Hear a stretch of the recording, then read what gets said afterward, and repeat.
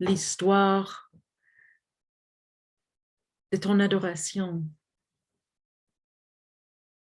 l'histoire de ta révélation. Merci que tu es un Dieu qui se révèle et que tu es un Dieu qui cherche en tout temps, par tout moyen, de nous mener au salut qui est le nôtre en Jésus-Christ. Amen. OK, donc je vais commencer par partager le PowerPoint encore. Nous sommes bien arrivés à... J'essaie encore une fois de... Non, je ne peux pas faire grand. Nous sommes arrivés à notre deuxième session de l'histoire de l'Ancien Testament. Donc, c'est introduction à l'Ancien Testament, mais cette fois, on va concentrer sur l'histoire. Mais avant de commencer, j'aimerais qu'on... mince, ce n'est pas ce que je voulais dire. Voilà, slideshow. Je vais essayer de le faire grand. Oh, très bien. OK. Maintenant, c'est grand. Quelques précisions. Je ne veux pas du tout que vous vous stressiez par rapport aux devoirs, mais j'aimerais que vous les fassiez. C'est-à-dire que quand je vous demande pour chaque session vos notes, que vous me passiez vos notes en forme informatique. Ce n'est pas pour que je puisse marquer vos notes avec une note. 18 sur 20, bravo, bien, oh, 3 sur 20, c'est horrible. Non, non, non, pas du tout. Ce n'est pas ma raison pour vous demander de passer les notes. C'est parce que si vous êtes sensibilisé à prendre notes et puis à les retaper pour me les envoyer, c'est une manière de réviser, c'est une manière aussi de questionner, d'avoir une sorte de dialogue.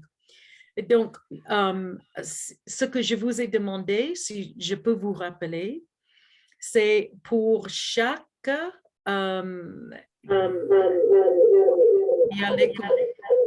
quelqu'un a est ouvert deux fois, voilà. C'est les notes, des questions. Dans vos notes, j'aimerais bien que vous souligniez des questions et que vous fassiez à la fin de la session de répondre vous-même à une de vos questions. Puis, il y aura une lecture et il se peut que je demande un sommaire, il se peut que je demande une réponse et une réaction à la lecture. Et puis, je pensais que ce serait bien que je vous donne une petite liste de mots clés, de vocabulaire, parce qu'on m'a expliqué que j'ai utilisé beaucoup de mots que vous ne connaissez pas la dernière fois. Parmi ces mots, ce sont deux que j'ai mal utilisés et je veux les corriger. J'ai parlé de syncritique et diacritique, mais les termes préférés sont synchronique et diachronique. Quand je parlais de l'interprétation d'un texte dans un livre biblique, une étude synchronique, c'est à l'intérieur du livre. Donc, c'est un regard du texte et son rôle à l'intérieur, par exemple, de l'Évangile selon Jean ou l'Évangile selon Marc, là où ça se trouve. Et diachronique, ça veut dire à travers les temps. Donc, synchronique, même temps, diachronique, à travers les temps, c'est une exploration de la signification de la texte avec les échos de ce qui a déjà été écrit et aussi avec les résonances également dans ce qui va venir. Donc, un thème, un vocabulaire qui va se répéter dans des textes bibliques. Donc, c'est de sortir d'un seul livre et de regarder un peu comment les thèmes de ce texte, le vocabulaire de ce texte est employé plus largement dans la Bible. Donc, synchronique et diachronique, je voulais préciser. Vous pouvez noter. Mais comme je vous ai dit, je vais faire une liste des termes que j'ai utilisés. On m'a dit qu'il y avait pas mal de choses que j'ai dit peut-être un peu trop vite. Par exemple, quand je parlais des écoles de l'islam sunnite, je parlais comme si vous connaissiez déjà qu'est-ce que c'est l'islam sunnite et qu'est-ce que c'est une école de l'islam sunnite.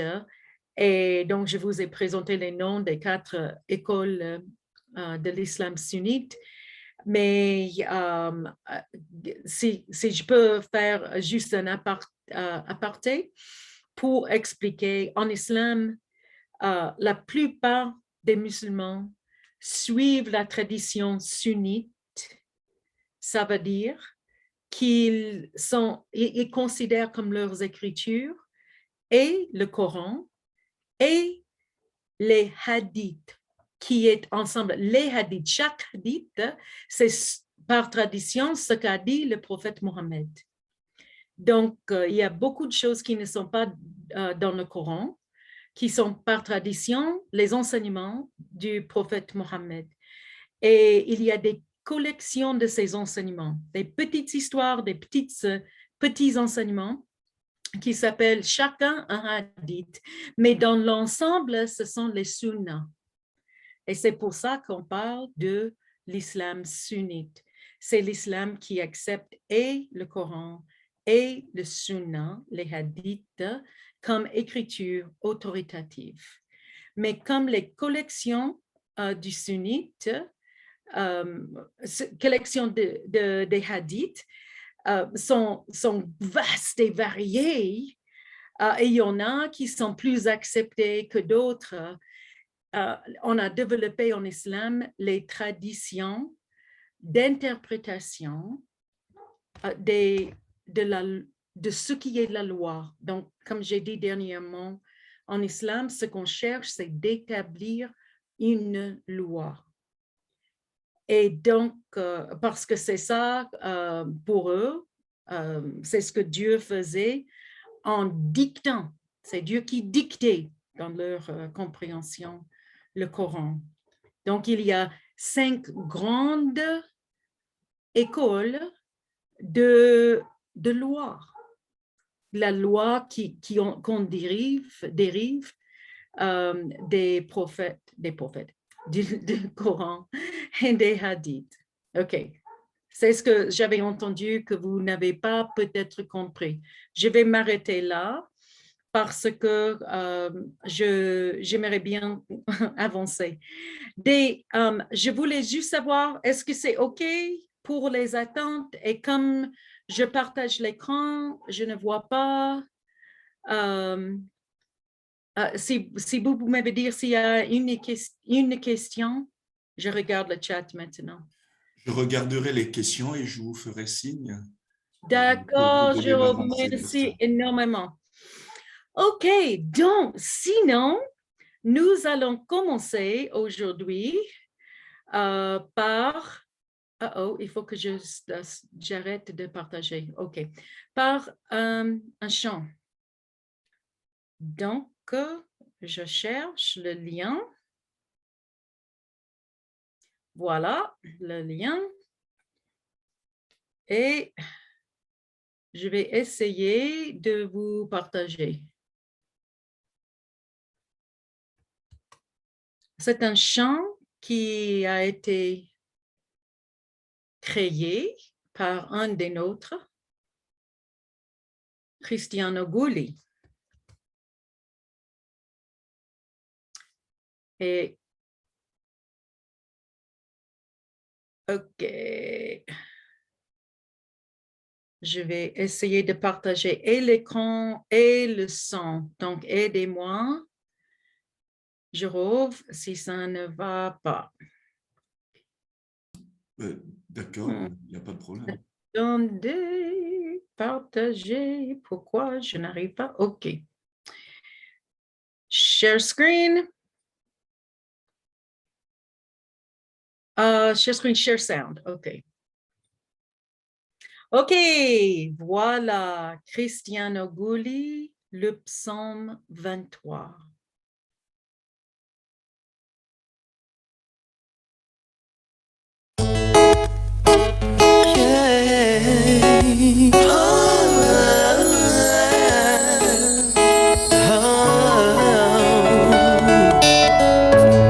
L'Éternel est mon berger, je ne manquerai de rien. Fais reposer dans des verts pâturages, les eaux paisibles. Il restaure mon âme et me conduit dans les sentiers de la justice. À cause de son nom, yeah. Oh oui, tu es si merveilleux, si merveilleux.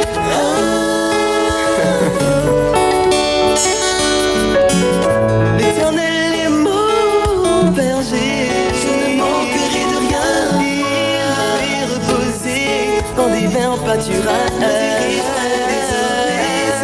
Il restaure mon âme et me conduit dans les sentiers de la justice. À cause de son nom.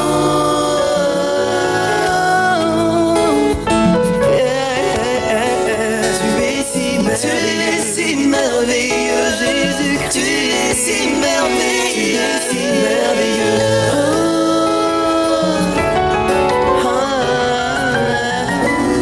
Quand je marche dans la vallée de l'ombre de la mort, je ne crains qu'un. Ta houlette et ton bâton me rassurent.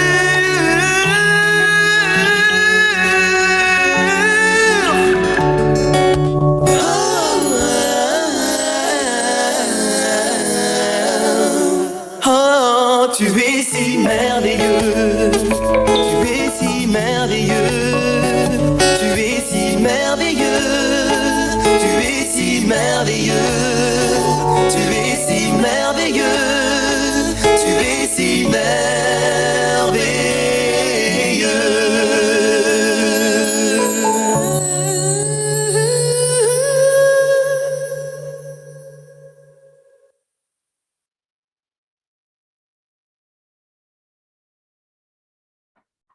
C'est beau, n'est-ce pas? Merci, Cristiano. J'ai quelques questions à vous poser et vous pouvez répondre dans le chat. Si on avait pu vous mettre en paire, j'aurais demandé que les paires discutent, mais maintenant, c'est le chat qui suffira. Donc, ce que nous venons d'entendre s'appelle le psaume 23. Ma question pour vous, c'est est-ce que c'est le psaume 23? Qu'est-ce que vous dites? Est-ce que c'est le psaume 23? Et ce n'est pas, j'attends vraiment vos réactions. Je ne cherche pas une bonne réponse.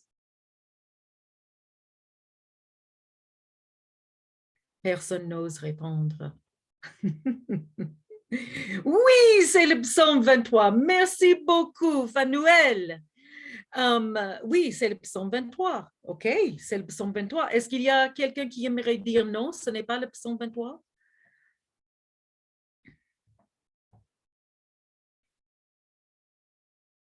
Il s'agit du psaume 23. OK, il s'agit du psaume 23. Il n'est pas exactement psaume 23, mais il s'agit, ce n'est pas exactement, oui, Christelle, le psaume 23, c'est le psaume 23 chanté, mais vous avez entendu, il y a le texte du psaume 23 qui est mis 2 fois, mais je ne suis pas à 100% sûre maintenant que tout le psaume 23 est là-dedans. Peut-être chanter les 2 fois, mais ce qui n'est pas d'origine, hein, du psaume 23, c'est quelle partie? L'idée y est, oui, l'idée y est. C'est personnifié en quelque sorte, oui, tu es si merveilleux, mais qui est-ce qui est si merveilleux dans la chanson? C'est Jésus, n'est-ce pas? Tu es si merveilleux, Jésus, effectivement. Tu es si merveilleux, Jésus. Notre Dieu aussi, oui, Dieu créateur, Dieu le Fils, Dieu le Saint-Esprit. Mais spécifiquement dans la chanson, tu es si merveilleux. Mais nous pouvons, je crois que nous sommes tous d'accord, que même si ce n'est pas exactement le psaume 23, c'est fidèle à l'esprit du psaume 23. Je crois, Jésus le berger, effectivement. Jésus le bon berger, comme il s'appelle lui-même. Mais voilà, j'aimerais bien que vous imaginiez que nous sommes à une époque où il n'y a pas de reste de notre Bible. Non, c'est une mauvaise idée. Mais tout ce que les personnes ont reçu, ils n'ont plus les psaumes. On a perdu les psaumes. Mais on a le chant de Cristiano. Donc, on imaginerait, on peut imaginer que si on n'avait que le psaume, le chant de Cristiano, qu'on avait quand même, hein, un sens du psaume 23, n'est-ce pas? Donc, ce que nous venons d'entendre, est-ce que l'auteur, c'est plutôt David ou l'auteur, c'est plutôt Cristiano?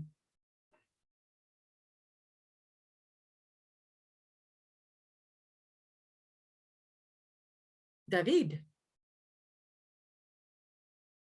Mais Cristiano a joué un rôle très important à le construire, n'est-ce pas? Bon, c'est inspiré. Et il y a des mots, d'abord, hein, du psaume 23. Mais Cristiano est aussi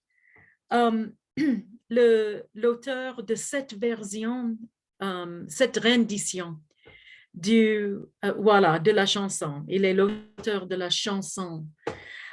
Et donc, est-ce que vous connaissez aussi d'autres chansons qui sont basées sur le psaume 23? Vous connaissez d'autres? J'en connais. En anglais. Oui. Vous connaissez quelques autres chansons? Voilà. Et donc, est-ce que ce serait pour être sûr que personne ne va se confondre? Est-ce que ce serait mieux de demander aux gens à Cristiano de changer le nom?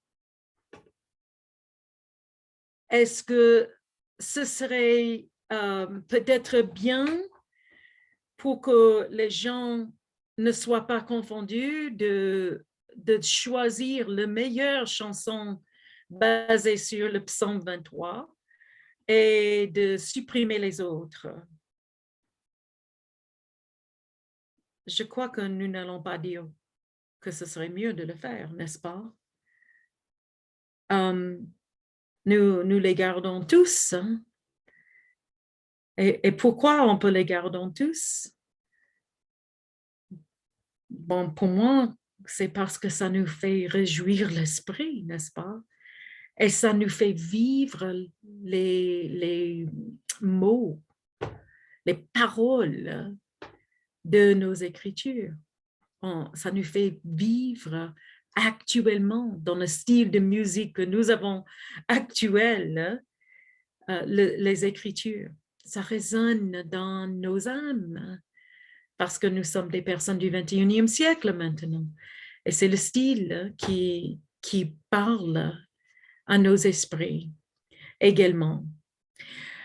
Bon, j'aimerais que vous vous rappeliez de cet exercice pendant nos discussions. Parce que si on allait demander, bon, c'est le texte-là, le psaume de Cristiano, ce texte date de quelle époque? Oh, et il y a deux réponses, n'est-ce pas? Au moins, il y a deux réponses au moins. Donc, on a l'époque, le 21e siècle, nous avons aussi l'ancienneté. Et tout un corpus de chants entre les deux également. OK, donc nous allons nous rappeler de cet exercice plus tard. Maintenant, je vais revenir à mon PowerPoint pour continuer. Mais le PowerPoint est où? Alors, juste, Pasteur Karen, désolé, juste avant que vous ne commenciez, voilà, je pense qu'il y a 95 inscrits, mais nous sommes au-delà de 100. Et nous sommes en train de voir avec la technique comment rallonger, c'est-à-dire rallonger la plage. Ce que nous allons faire, nous allons, bon, pas tout de suite, mais je suis en train de voir avec l'équipe technique. Il peut arriver que nous interrompions, mais nous allons envoyer un autre lien qui a une plage de 500 personnes, hein, pour permettre à d'autres de se connecter. Donc, ce que nous allons faire, lorsque le temps sera arrivé, nous mettrons le lien dans le chat. Vous allez recopier ce lien-là et nous nous reconnecterons à nouveau avec ce lien pour permettre à d'autres qui sont en train de se connecter de nous rejoindre. Donc, un petit, voilà, une petite gymnastique technique. OK, donc je suppose que je te prie de m'interrompre quand c'est le moment de regarder le lien. Merci. Merci beaucoup, Pasteur. Okay. Merci. OK, donc avant de partager le PowerPoint, j'aimerais parler un tout petit peu de l'histoire d'écriture, pas de nos écritures, l'histoire de l'écriture. L'écriture apparaît pendant l'âge de bronze, ça veut dire entre 3200 et 1200 avant Jésus-Christ. À cette époque dans le monde, l'écriture partout est très, très, très rare. Et il faut une très bonne raison et beaucoup de moyens financiers pour écrire quelque chose. Les restes des écritures les plus anciennes sont inscrits en pierre sur les styles ou sur les tablets en pierre. On dit tablets ou tablettes? Tablets? Les tablettes. Tablettes, désolé. Tablettes d'argent. De pierre. Donc, et souvent, la plupart du temps, quand on trouve de telles inscriptions les plus anciennes, c'est une célébration d'un triomphe d'un roi. C'est un stèle funéraire, ou bien ce sont des écrits faits par des personnes les plus puissantes. Donc, le vélin, la peau d'un veau et le parchemin qui est le peau. Je pourrais suivre tous les deux trucs comme ça. D'autres animaux. En quelqu'un peut. Même moi qui suis concentrée. Il faut se mettre. Oui, c'est son accent. Je ne sais pas. OK. J'ai parlé de vélin et de parchemin. Ce sont vélin, peau d'un bœuf ou d'un veau, peau et parchemin, peau d'autres animaux traités pour être le papier, quoi. Les rouleaux étaient écrits sur le vélin et le parchemin. Mais ça, Il me semble que le PowerPoint n'est pas partagé, pasteur. non, je ne partage pas. J'ai dit que je vais... D'accord, ok. Ok, Oui. super. Donc, le vélin et le parchemin sont utilisés à partir du 6e siècle. OK, donc les restes écrits, les plus anciens de tout le monde, sont issus d'où? Est-ce que vous savez? C'est effectivement les inscriptions issues de la Mésopotamie.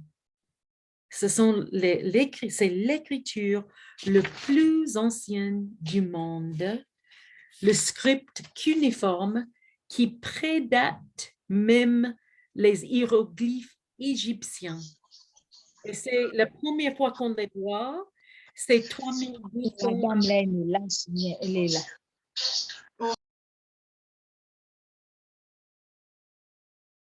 Mais la première écriture décryptée qui est complètement cohérente, donc comme un tout petit texte qu'on peut identifier, c'est du 2600 avant Jésus-Christ. Donc les premières traces des Écritures, 3200 avant Jésus-Christ, les premiers textes, disons, déchiffrables, cohérents, 2600 AGC. Et maintenant, je vais commencer à partager le PowerPoint. Voilà.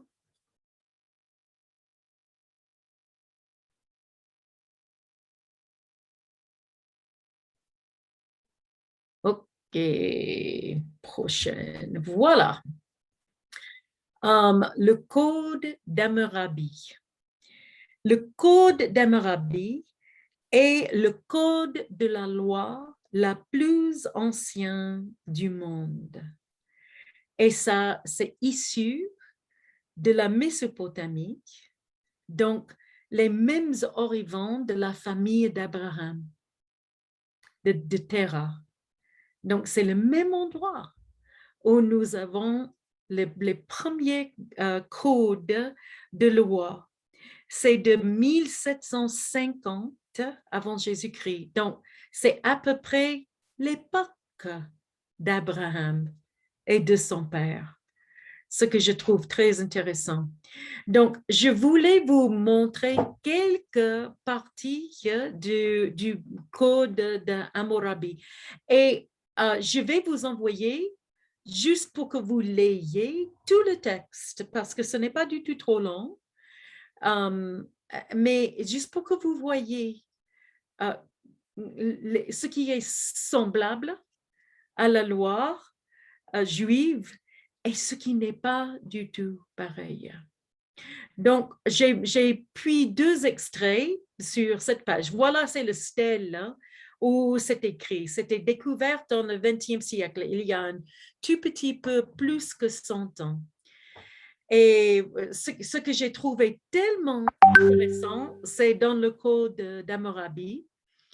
Si un homme a pris une épouse et si celle-ci a donné à son mari une esclave qui lui procrée des enfants, si ensuite cette esclave rivalise avec sa maîtresse parce qu'elle a donné des enfants, sa maîtresse ne peut plus la vendre. Elle lui fera une marque et la comptera parmi les esclaves. Et puis, continuation, si elle n'a pas, c'est-à-dire la maîtresse, l'esclave qui a été donné, n'a pas enfanté d'enfant, sa maîtresse peut la vendre. Est-ce que ça vous fait penser à quelque chose? C'est intéressant combien ça nous rappelle la situation avec Abraham n'est-ce pas? Et comment le Seigneur a évité, a utilisé un tel drame, hein, pour continuer l'histoire du salut.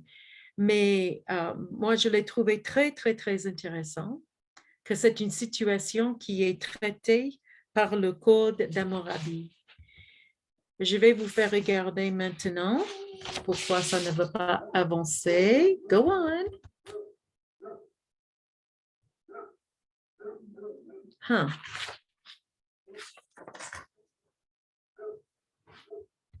Voilà. Voilà 2 pages du Code de Hammurabi. Vous pouvez voir plusieurs instructions et vous voyez, c'était un peu bizarre de voir toutes les instructions par rapport à un homme qui a pris un petit en adoption. Et si le petit veut rentrer chez ses parents d'origine. Mais ce que je veux voir, c'est de sauter à 195, juste pour indiquer. Bon, peut-être on peut regarder quand même 194. Si un homme a donné son enfant à une nourrice, et si cet enfant est mort entre les mains de cette nourrice, si la nourrice nourrit un autre enfant, sans la permission de ses pères et mères, on la fera comparaître. Et pour avoir nourri un autre enfant, sans la permission de ses pères et mères, on lui coupera les seins. C'est-à-dire qu'une nourrice a permis la mort d'un enfant, et c'est peut-être parce qu'elle nourrissait un autre enfant en même temps, sans la permission du père et mère de l'enfant qui est décédé. Et donc, vous voyez la punition, on lui coupera les seins. Mutilation. Si un enfant a frappé son père, on lui coupera les mains. Si un homme a crevé l'œil d'un homme libre, on lui crevera un œil. S'il a brisé un membre d'un homme libre, on lui brisera un membre. S'il a crevé l'œil d'un mouchkinou ou brisé un membre d'un mouchkinou, il paiera une mine d'argent. S'il a crevé l'œil d'un esclave d'homme libre ou brisé un membre d'un esclave d'un libre, il paiera la moitié de son prix.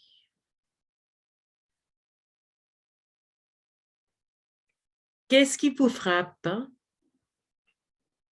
J'aimerais regarder le chat. Oui, Abraham et Sarah, bien sûr, et Agar pour la première partie. Mais de ce que vous venez de voir du Code de Hammurabi, nous avons... Ah, très bien, merci. Mouche qui œil pour œil, exactement. Mais œil pour œil dans quel cas? C'est œil pour œil dans le cas où les 2 hommes sont des hommes libres. Les hommes libres de la première classe. Dans ce cas, c'est œil pour œil. Mais s'il s'agit d'un esclave de quelqu'un d'autre, ce qui est dû, c'est de payer la moitié de la valeur de l'esclave au propriétaire de l'esclave. Et si c'est un mouchkinou, je me demande si ceci vous rappelle quelque chose que vous entendez peut-être en arabe. Mouchkinou. Ouais, il y a mouchkil, oui, il y a ça aussi, hein, mouchkil, mais je pensais à quelque chose d'autre. Vous vous rappelez que dans les langues sémitiques, des fois le ch et le s sont interchangeables. Donc, salam en arabe, c'est shalom en hébreu. Mushkinu, meskin. Voilà.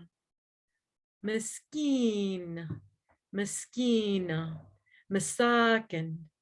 Un mushkinu est une personne pauvre qui est de deuxième classe. Il ne mérite pas la même chose que quelqu'un de la première classe.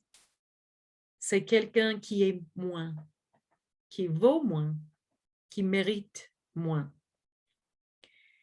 Je vous signale ceci pour que vous notiez la différence entre le code d'Hammurabi et son esprit et le code de la loi juive, où radicalement les gens sont égaux. C'était quelque chose vraiment de radical dans leur époque, de valoriser les personnes dans une manière égale. Donc, il y avait l'esclavage toujours, des serviteurs et des esclaves toujours, mais le traitement des personnes, même de la classe la plus basse, est radicalement différente. Et nous n'avons pas la mutilation non plus, telle que nous l'avons partout dans le code d'Hammurabi. OK? Donc, mais ce qui est intéressant chez le code d'Hammurabi, la limite, si on prend un œil de quelqu'un d'autre dans ce code, c'est un essai, et c'est le premier essai de mettre des limites sur la vengeance. Parce qu'auparavant, il y avait la loi de vendetta. Donc, ça veut dire si quelqu'un tue ton frère, tu tues autant de sa famille que possible. Et c'est donc un effort, le premier effort que nous connaissons, de limiter la vengeance. Nos écritures, les écritures hébraïques vont beaucoup plus loin, beaucoup plus loin, en appelant la communauté à avoir une expérience de la loi qui est aussi expérience de grâce. Je pense au jubilé et d'autres parties de la loi. OK. Jérôme, pas encore? Il n'y a pas encore un autre lien? Non, pas encore. Je suis en train de voir ça, mais ça semble un peu compliqué. Je pense qu'on prendra une autre, on va basculer sur Facebook. Et puis on verra ça peut-être prochainement. Mais c'est très difficile quand même pour ceux qui veulent entrer. Mais nous sommes en train de faire le nécessaire. OK, voilà. Donc, je vais rentrer à mon PowerPoint pour vous parler de l'histoire de l'hébreu, de la langue hébraïque.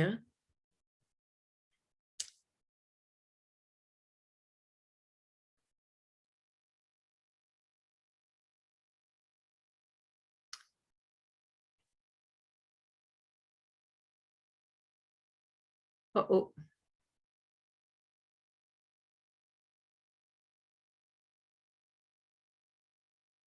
Et maintenant, ça refuse de me permettre resume slideshow. Ah, voilà. OK.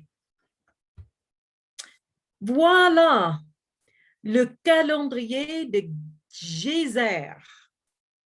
Donc, je ne sais pas si c'est Gézer ou Gézer. C'est du 17e siècle avant Jésus-Christ, donc à peu près 100 ans après le code d'Hammurabi. Et je ne sais pas si parmi vous, il y a quelques personnes qui ont étudié l'hébreu. Je sais que c'est vrai. Et vous allez peut-être reconnaître quelques symboles. Regardez ici, comme ça. Est-ce que ça vous rappelle quelque chose? Même ceux qui connaissent l'arabe également. C'est le sin, c'est le se. Et peut-être aussi le shin, le ch. Donc, je voulais que vous voyiez voilà, en 17e avant Jésus-Christ, on appelle cette langue le proto-canaïenne. Proto-canaïenne. Donc, c'est la langue qui précède les langues de... Oups! Ah, go back. Les langues hébraïques écrites. Non, la langue hébraïque écrite s'apparaît les premières traces de l'hébreu propre qui ressemble à l'hébreu aujourd'hui. C'est le 8e siècle avant Jésus-Christ. Mais la langue hébraïque existait bien avant, nous le savons, on parle avant qu'on écrive ce qu'on dit. Mais l'ancêtre de la langue hébraïque, c'est cette langue proto-canaïenne que nous voyons ici. OK, si ça vous intéresse, c'est un calendrier parce que c'est une description des mois de l'année, 12 mois de l'année par rapport à la cultivation agricole. Donc, cette ligne, 2 mois pour la première semence, 2 mois pour récolte, etc., etc. Donc, vous pouvez trouver en ligne et voir la traduction, mais il n'y a que cette ligne. OK, nouvelle question pour vous. Et j'aimerais bien regarder vos réponses dans le chat. Pourquoi est-ce qu'on décide d'écrire quelque chose? Quelle est la valeur de l'écriture par rapport à l'expression orale ou la mémoire? Pour garder des traces, pour que ça reste sur le temps, pour conserver le souvenir, pour preuve, pour que les écrits restent, pour enregistrer. OK. Je reviens à mon PowerPoint.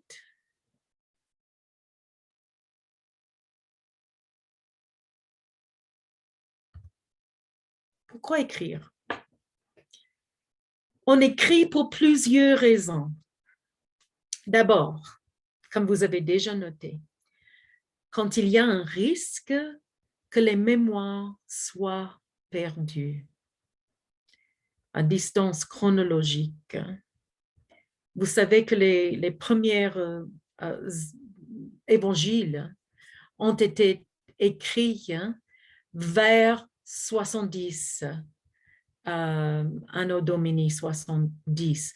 Ça veut dire que c'est le moment où presque tous les premiers apôtres étaient en train de mourir ou étaient déjà morts. Et aussi, c'est le moment de la crise où le temple sera détruit par les Romains. Donc, Évangile selon Marc écrit probablement juste avant la destruction du temple, mais c'est vraiment juste avant et c'est évident ce qui va arriver. Donc, il y a le risque que ce mémoire sera perdu, le mémoire de Jésus transmis par ses apôtres, et aussi le fait que la communauté sera dispersée.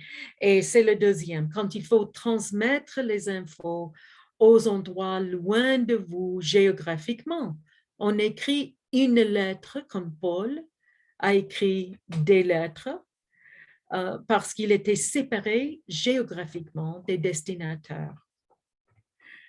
On écrit aussi pour exercer un contrôle sur les infos qui circulent, pour parler avec une sorte d'autorité. Je pense au commencement du livre d'Actes.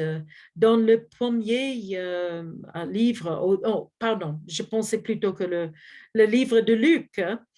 Donc, il y a beaucoup d'histoires de Jésus qui ont été écrits et il me semblait que c'était important d'écrire quelque chose qui correspond à celui qui peut éviter à ce qu'il y a des mauvaises infos qui circulent. Oui, Sonia. On peut, oui. Pour structurer et organiser vos pensées, moi, je ne sais pas même ce que je pense avant que je ne commence à écrire. Je suis tellement habituée d'avoir l'écran devant moi, j'organise mes pensées en écrivant. Ou bien, pour établir un contrat ou un code établi qui restera, ou bien une décision établie qui devrait être respectée. Donc, il y a toutes ces raisons pour écrire des textes. Ce qui est intéressant, c'est que si vous voyez ces raisons pour écrire, il y a des raisons concrètes et historiques qui nous poussent à écrire. Et ça veut dire que tout ce qui est écrit est lié à l'histoire et à la culture qui crée le contexte de l'écriture. Nos écritures sont issues des moments historiques spécifiques. Nos écritures sont issues souvent des moments de crise où la foi, la tradition de l'adoration de l'Éternel Dieu étaient mises en risque. Nos écritures sont issues d'une histoire particulière. Et pour les comprendre, il est important d'avoir une idée on dit en allemand, Sitzungsleben, c'est la situation de vie vécue en ce moment. Donc, je commence par vous présenter une image qui donne quelques moments clés de l'histoire pour comprendre la Bible. OK, allez, voilà. La chronologie de l'Israël antique. Nous voyons, on parle, d'abord, je vais vous donner un autre schéma où vous avez plus qui est écrit par rapport à cette époque avant le 11e siècle et 12e siècle. Donc, on parle ici dans ce schéma de proto-israélites. Ça veut dire ils ne sont pas encore unifiés politiquement dans la même façon qu'on voit au moment de la monarchie. Donc, tout ce qui est des patriarches, après les patriarches de Moïse et l'Exode, et Josué, la conquête de Canaan, et puis les périodes des juges. Tout ça dans ce schéma, parce que c'est avant que nous avons des traces de ce qui est écrit. Bon, c'est surtout pour ça que la chronologie est établie ainsi. Mais nous avons donc ces moments historiques qu'il faut noter. Et je ne sais pas si c'est déjà dans vos têtes, mais c'est très, très, très bien d'avoir une image de cette histoire. Donc, je vous donne d'abord cette image. Vous voyez les moments de la monarchie unifiée suivis par le royaume d'Israël et le royaume de Juda. au moment de la division. Le royaume d'Israël était beaucoup plus grand et beaucoup plus important du royaume de Juda, même si Jérusalem est en Juda, est dans le royaume de Juda. Mais cet royaume, qui était beaucoup plus riche, tombe d'abord aux Assyriens. C'est le premier à tomber. Donc, nous avons la domination assyrienne et des efforts continus des Assyriens soumettre le royaume de Juda qui résiste les Assyriens. Mais au moment où les Assyriens sont conquis par les Babyloniens, les Médo-Babyloniens, nous avons aussi la fin. On a un micro. Regardez vos micros, s'il vous plaît. Le royaume de Juda arrive à sa fin.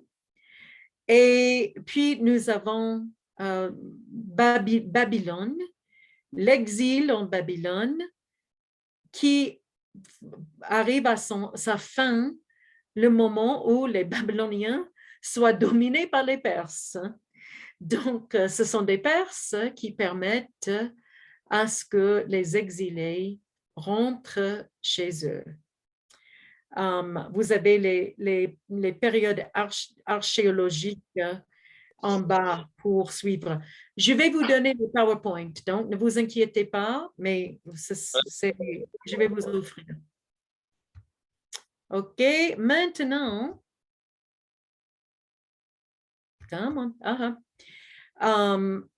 j'aimerais que vous notiez des dates importantes dans l'histoire biblique. Vous aurez aussi cette feuille, mais je veux que vous ayez dans vos têtes les grandes lignes. OK? Donc, pour commencer, la première écriture apparaît en Mésopotamie vers 1800. Et c'est aussi l'époque des patriarches, Abraham, Isaac, Jacob.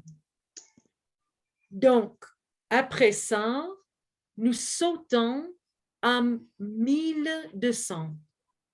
1200 pour les moments historiques.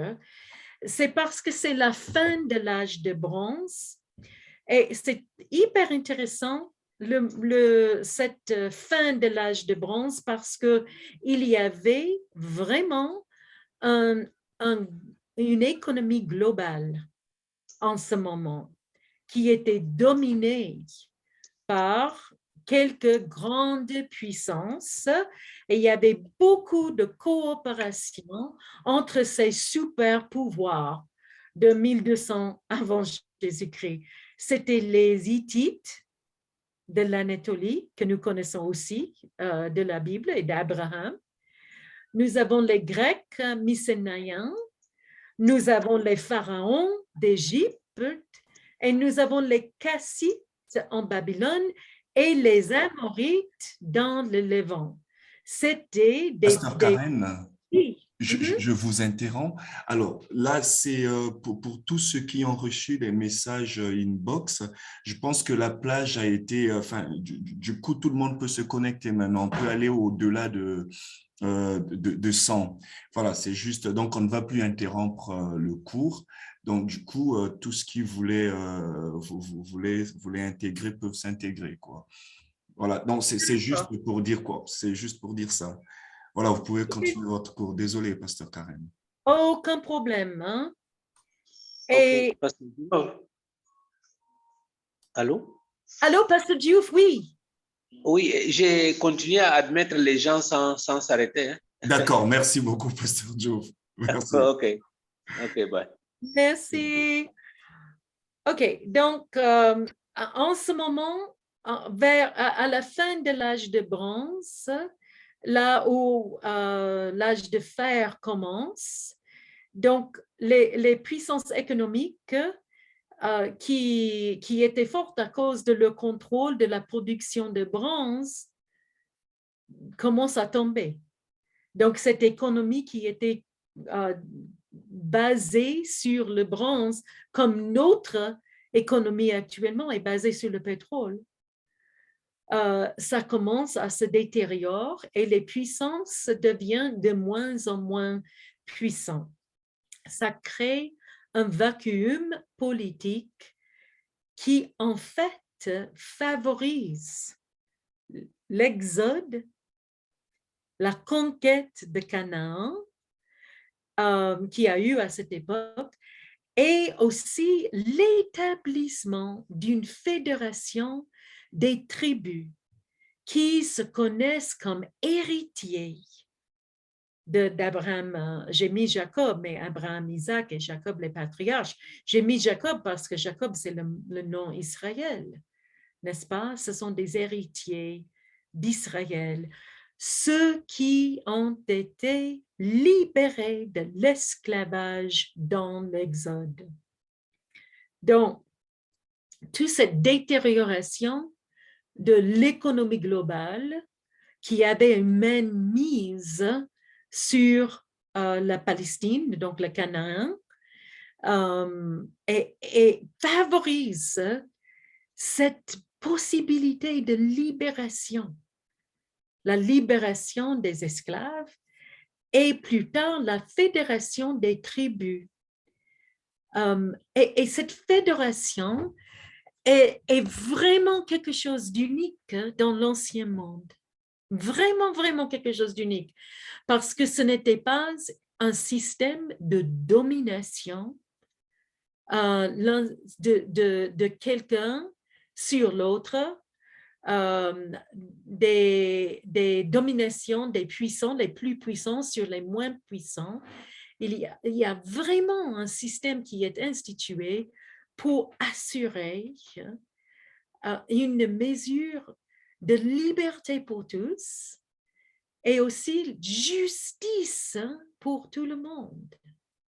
C'est extraordinaire que ça arrive parmi ces peuples qui se rappellent d'une histoire d'esclavage, qui n'oubliera jamais une histoire d'esclavage. Ça veut dire une histoire d'injustice.